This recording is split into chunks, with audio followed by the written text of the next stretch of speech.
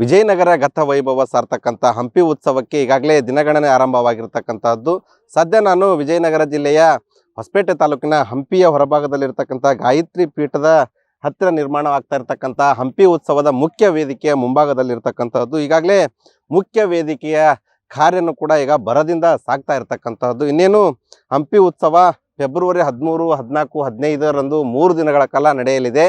ಆ ಅಂಗವಾಗಿ ಇನ್ನೂ 10 ದಿನಗಳ ಬಾಕಿ ಇರುವಾಗಲೇ ಈಗಾಗಲೇ ಹಂಪಿ ಉತ್ಸವಕ್ಕೆ ಈಗಾಗಲೇ ಹಂಪಿಯಲ್ಲಿ ಸಕಲ ಸಿದ್ಧತೆಯನ್ನು ಕೂಡ ಭರದಿಂದ ಸಾಗ್ತಾ ಇರತಕ್ಕಂಥದ್ದು. ಒಟ್ಟು ಈ ಬಾರಿ ಹಂಪಿ ಉತ್ಸವದಲ್ಲಿ 5 ವೇದಿಕೆಗಳು ಕೂಡ ನಿರ್ಮಾಣ ಮಾಡಲು ಈಗಾಗಲೇ ಜಿಲ್ಲಾಡಳಿತ ನಿರ್ಧಾರ ಮಾಡಿರ್ತಕ್ಕಂಥದ್ದು. ಆ ನಿಟ್ಟಿನಲ್ಲಿಯೂ ಕೂಡ ಈಗಾಗಲೇ ಏನು 5 ಮುಖ್ಯ ವೇದಿಕೆಗಳ ಪೈಕಿ ಇದು ಏನು ಗಾಯತ್ರಿ ಪೀಠ ಮುಖ್ಯ ವೇದಿಕೆ ಇದೆ, ಇದೇ ಒಂದು ಪ್ರಮುಖ ವೇದಿಕೆ ಆಗಿರ್ತಕ್ಕಂಥದ್ದು. ಇಲ್ಲಿಯೇ ಈ ಒಂದು ಹಂಪಿ ಉತ್ಸವಕ್ಕೆ ಫೆಬ್ರವರಿ 13ರಂದು ಮುಖ್ಯಮಂತ್ರಿ ಸಿದ್ದರಾಮಯ್ಯನವರು ಕೂಡ ಹಂಪಿ ಉತ್ಸವಕ್ಕೆ ಚಾಲನೆ ಕೂಡ ನೀಡಲು ಮುಂದಾಗ್ತಾ ಇರ್ತಕ್ಕಂಥದ್ದು. ಇನ್ನೊಂದು ಕಡೆಗೆ ಈಗಾಗಲೇ ಹಂಪಿ ಉತ್ಸವಕ್ಕೆ ಈ ಬಾರಿ ಸ್ಟಾರ್ ಮೆರಗನ್ನು ತರಲು ಈಗಾಗಲೇ ಜಿಲ್ಲಾಡಳಿತ ಸಕಲ ಸಿದ್ಧತೆಯನ್ನು ಕೂಡ ಮಾಡಿಕೊಂಡಿರ್ತಕ್ಕಂಥದ್ದು.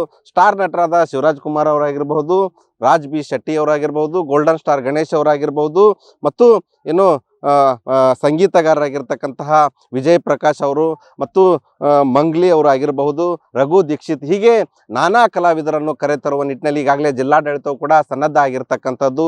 ಈ ಬಾರಿಯ ಪ್ರಮುಖವಾಗಿ ವಿಶೇಷ ಏನಂತಂದರೆ, ಪ್ರತಿ ಸಲ ಹಂಪಿ ಉತ್ಸವ ನಡೆದಾಗಲೂ ಕೂಡ ಏನು ಕೇವಲ 1 ಅಥವಾ 3ನೇ ದಿವಸ ಸ್ಟಾರ್ ನಟರನ್ನು ಮತ್ತು ಸ್ಟಾರ್ ಸಂಗೀತ ಗಾಯಕರನ್ನು ಕರೆತರುವಂಥ ಕೆಲಸ ಆಗ್ತಾ ಇತ್ತು. ಆದರೆ ಈ ಬಾರಿಯ ಏನು ಹಂಪಿ ಉತ್ಸವದಲ್ಲಿ 3 ದಿನಗಳ ಕಾಲ ಅದರಲ್ಲೂ ಕೂಡ 5 ವೇದಿಕೆಗಳಲ್ಲೂ ಕೂಡ ಸ್ಟಾರ್ ನಟರನ್ನು ಮತ್ತು ಗಾಯಕರನ್ನು ಬಳಸಿಕೊಳ್ಳಲು ಈ ಬಾರಿ ಜಿಲ್ಲಾಡಳಿತ ಸಕಲ ರೀತಿಯ ಸಿದ್ಧತೆಯನ್ನು ಕೂಡ ಮಾಡಿರ್ತಕ್ಕಂತಹದ್ದು. ಇನ್ನೂ 10 ದಿನಗಳು ಬಾಕಿ ಇರುವಂತೆ ಈಗಾಗಲೇ ಬೇಕಾದಂಥ ಸಿದ್ಧತೆಗಳನ್ನು ವಿಜಯನಗರ ಜಿಲ್ಲಾಡಳಿತ ಮಾಡಿಕೊಳ್ಳಲು ಈಗ ಮುಂದಾಗಿರ್ತಕ್ಕಂತಹದ್ದು. Shivananda Hosalli, news first, Vijayanagara.